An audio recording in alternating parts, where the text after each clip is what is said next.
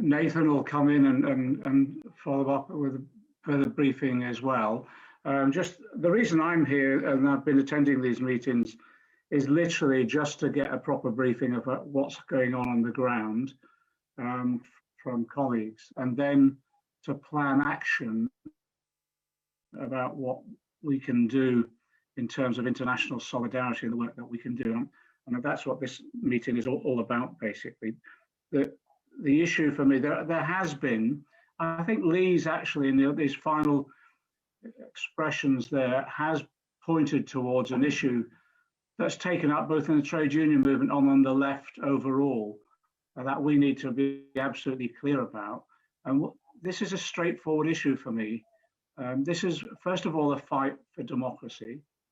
And, you know, we've been struggling for democracy for 800 years in the UK, and right through the Peasants' Revolt, the Civil War, the fight for the development of political representation, the establishment of a trade union movement and the Labour Party, and then into government. And we're still fighting for elements of democracy now. But it's a straightforward issue around democracy. I don't think we should shy away from that. That's the first thing.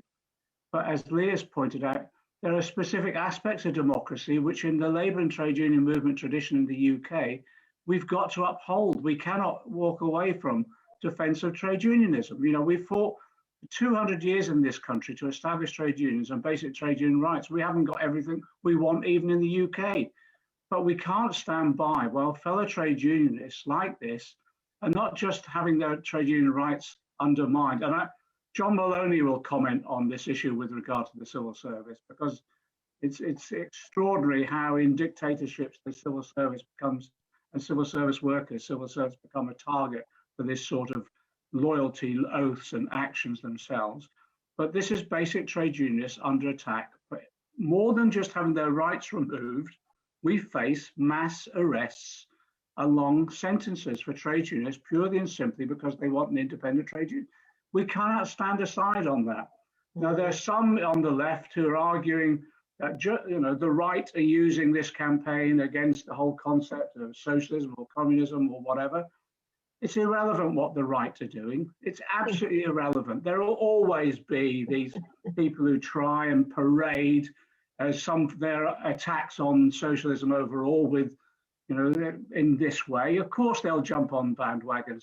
But it is for socialists like us and trade unionists like us to stand up. We're the people who actually are fighting for our tradition here. And it's about a tradition of democratic socialism and democratic trade unionism. We can't stand to one side on this.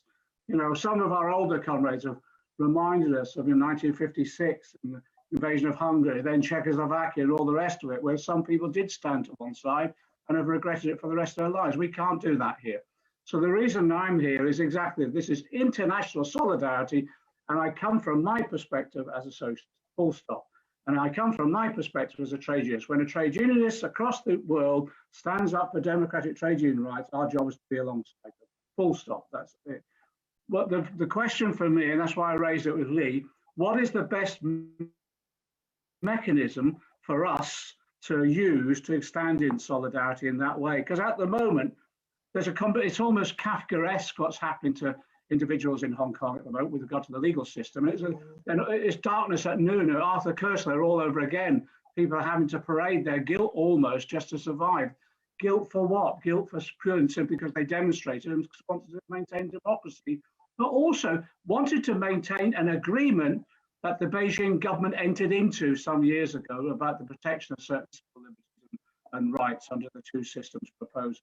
So the actions I think we can do, just following on from what Lee has said, is I fully agree with this worker-to-worker strategy, whereby we mobilise right the way at the grassroots, linking up trade union to trade union, worker to worker, political campaigner with political campaigner, because the more that we can throw, I think, light on what's happening there, and the more people discover what's going on, the more people will stand up right the way across the globe and say that enough is enough. That sort of international moral pressure, I think, is the way forward, because whatever we think about the Beijing regime, there is an element whereby the reputational damage is something that they've sought to avoid for quite in this recent period anyway. And the more that we can demonstrate and expose what's going on, the more strength that we give to Lee and Nathan and others, but the more I think we'll be able to push the Beijing back, certainly from the more extreme measures that they might be contemplating at the moment, and it will give more protection. Once we can give that protection, then never underestimate the power of people themselves to be able to, well, to be able to shake off some of the shackles that have been placed upon them over even decades. So I'm just here in solidarity, thinking through practical actions that we can all take. Nadia's here, Clive's here. Willie will use the parliamentary platform all that we possibly can to expose what's going on. We're not getting into alliances with right-wingers or anything like that who are there just jumping on a bandwagon. We're doing it from a very principled socialist perspective. But we'll also, as trade unionists, link up trade union to trade union, trade unions to trade unions on everything that we possibly do. We've got to make sure that in all our discussions now in the movement itself, this issue is now addressed.